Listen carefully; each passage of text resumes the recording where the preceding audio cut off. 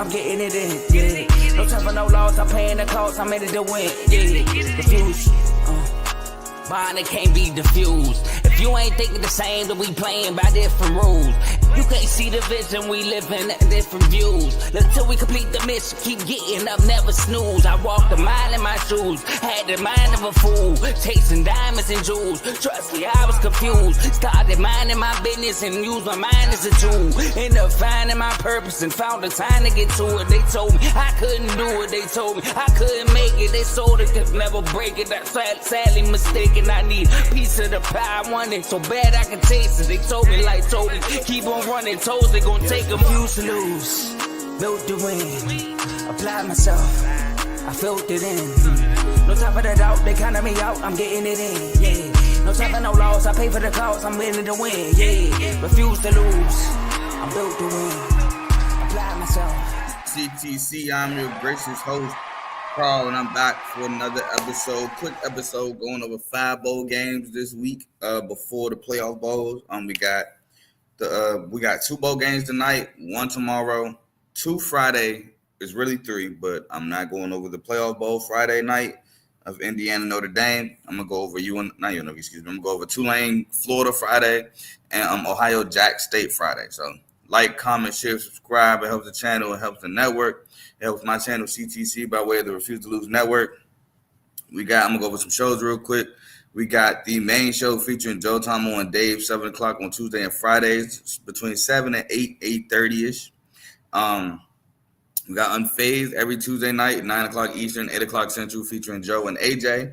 We got BWT, Baseball with Teddy. Bellinger is now a Yankee, traded to the Yankees. Shout out Teddy.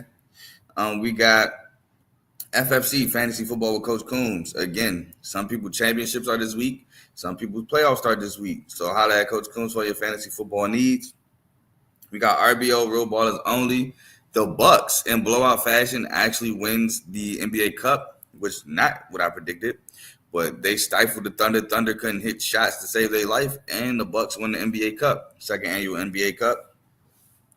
That's NBA content with Vaughn. We got Dave's Doghouse, highlights and lowlights of sport. We have in the red corner boxing show featuring Ty, Ricky, and Tomo. And we got Kings Talk with Joe Jordan. All your Sacramento Kings needs with Joe Jordan.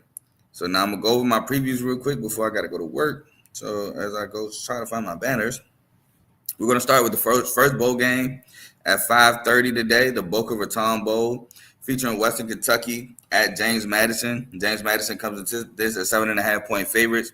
Like I said, this game is 5:30 on ESPN. So for Western Kentucky, they got to pressure Billy Atkins. He's a new starter, only 1 attempt on the year. We don't know what he's really made of to make his first start in the bowl game. Let's put some pressure on him. Let's see what he's really made of if you're Western Kentucky. Run Elijah Young, starting running back.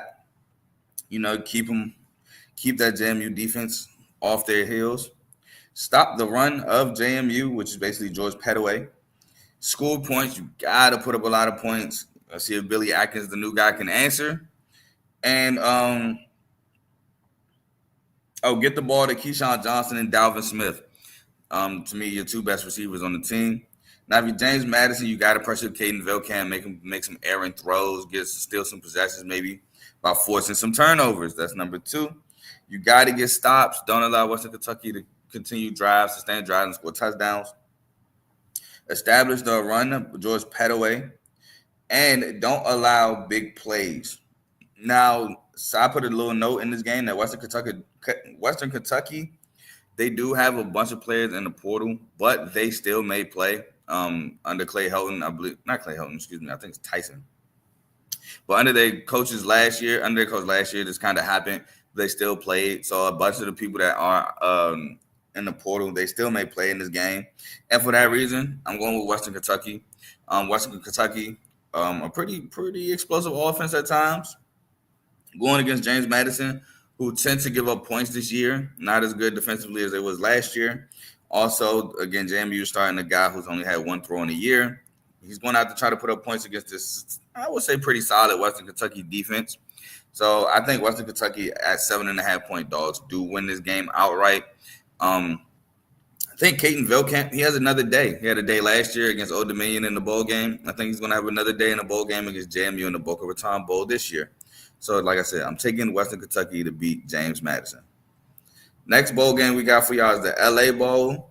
Cal at UNLV. UNLV comes into this game as 2.5-point favorites. This game is 9 o'clock on ESPN tonight. So for Cal, you gotta get your starter easy throws. Now, the reason why I say your starter is because I don't know who's starting. It could be CJ Harris, the transfer from Ohio. They're also saying it could be the freshman. Let me see if I can find his name. I don't remember his name. Let's see. They're saying the freshman EJ Kiminong also could be starting. So we don't know who's starting for Cal. They also said Chandler Rogers, if he's not hurt, he could be starting because he got hurt in their last game. But who knows? If he comes back and if he's healthy, that will be the starter, Chandler Rogers, who played at Northern Texas. So we don't know who's going to start for Cal yet. You got to stop Hajmalik Williams, his legs, because, boy, he can run. Force UNLV to pass. I say this because Ricky White is a potential bowl opt-out. Now, we don't know for sure if he's out or not. I can try to Google it, but it said potential. Also, I say that because Hajmalik Williams is in my opinion, he's a better runner than passer. Not saying he can't pass, but I think, honestly, you would rather him pass than run the ball. So you want to put UNLV in passing situations. Now, I will say that Cal's defense has been suspect all year. So that's a minus, but I think I would rather UNLV put the ball in the air than tote the ball on the ground. UNLV is having success on the ground. It's going to be a long day for Cal. I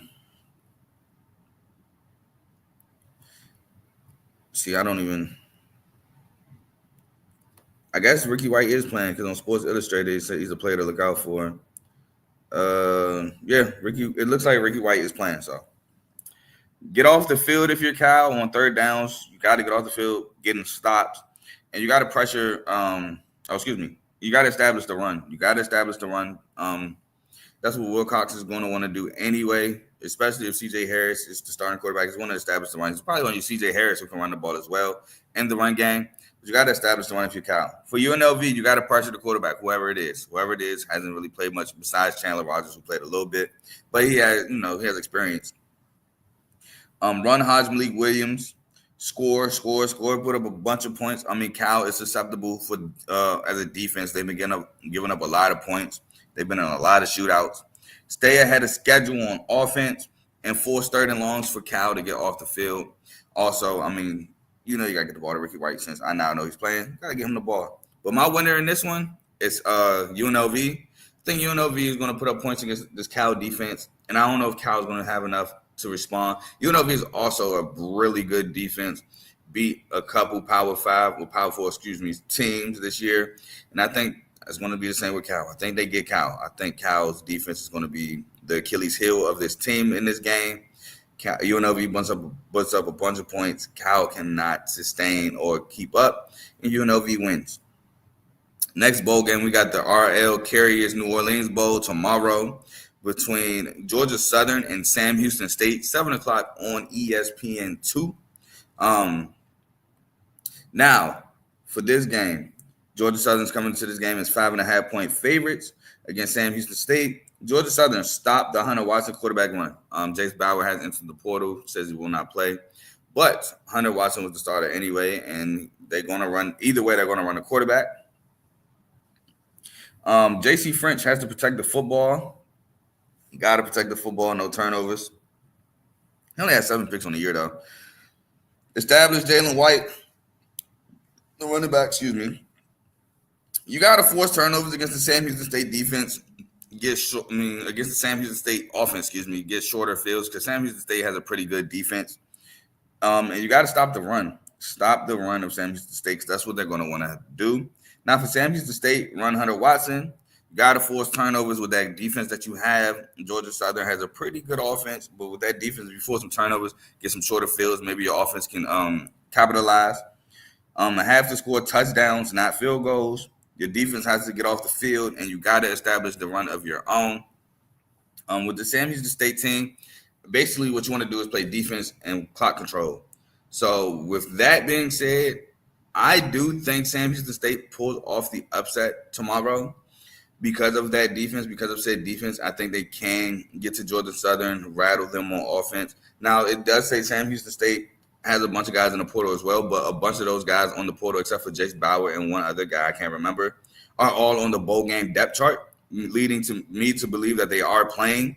So with that being said, it seems like Sam Houston State still has their full roster, and I think they're a good enough defensive team to stifle Georgia Southern enough to win a close, ugly, low-scoring game. And I'm rolling with Sam Houston State on the upset in this ball game tomorrow night.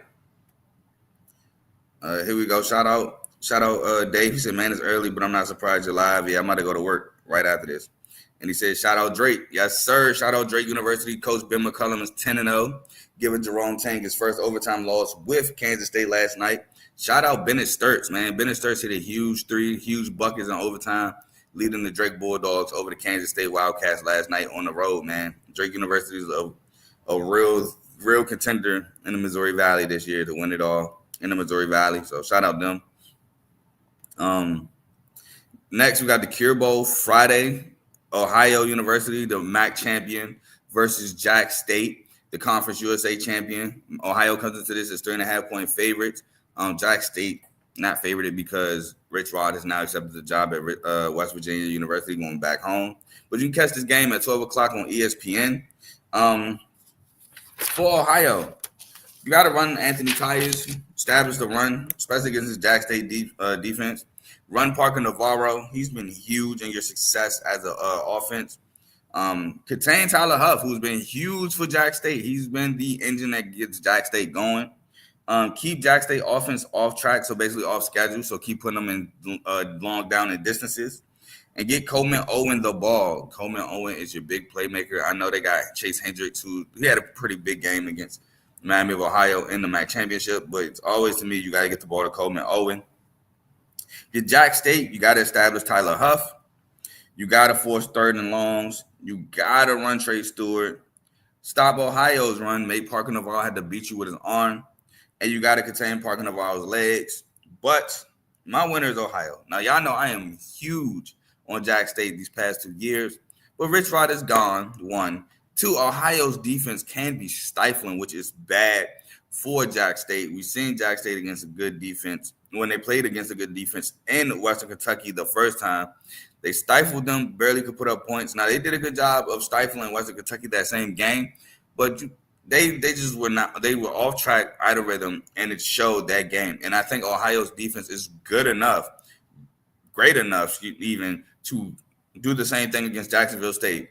They come in, I think they get them off track, knock them off rhythm, and they win the game. So I think Ohio's offense, especially in the trenches, they can get to Jack State up front and run the rock, forcing a lot of play action.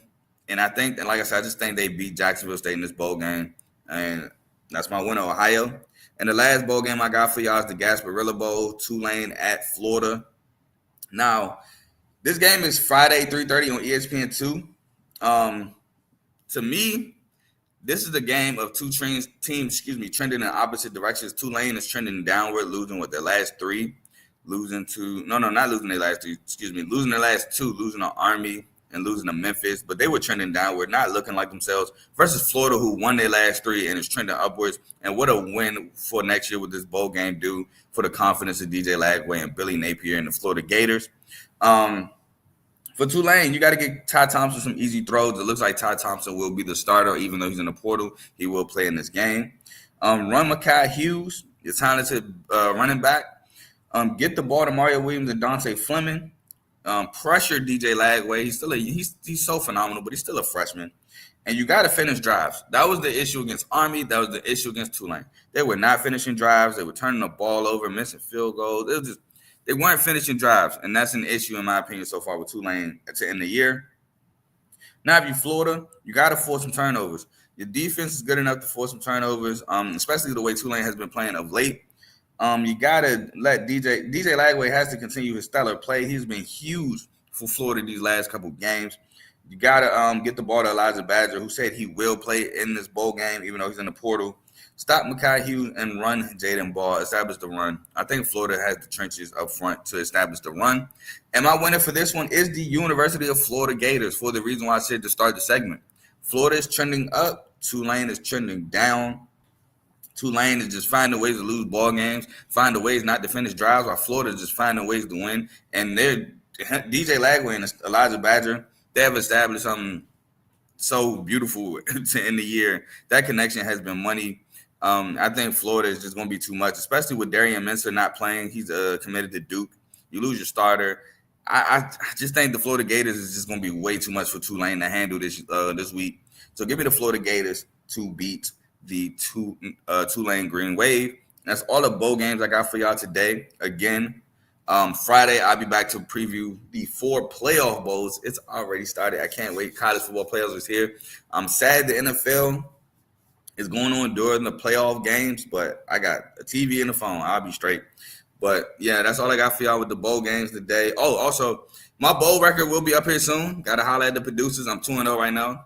I got the Veterans Bowl correct, and last night Frisco Bowl correct. Man, Memphis almost folded. But 2-0, so I'm going to have my bowl record up here soon. But that's all I got for y'all today. Y'all enjoy these bowl games. Enjoy some college basketball. We got some good college basketball tonight. Had some good college basketball last night. I'm going to get to these comments real quick, and I'm going to go. He said that boy Bennett was cooking. Yeah, Bennett Sturts had a heck of a game last night. Joe said CTC up early on Twitter. Shout out Joe. Shout out everybody watching on Twitter and YouTube with the fire emojis. And he said Parker Navarro show once again. Absolutely, I do agree. Parker Navarro is going to have a day against the Jacksonville State Gamecocks. It's going to break my heart, but it is what it is. Yeah, and that's all I got for y'all today. I will see y'all Friday. I'm gone. Peace.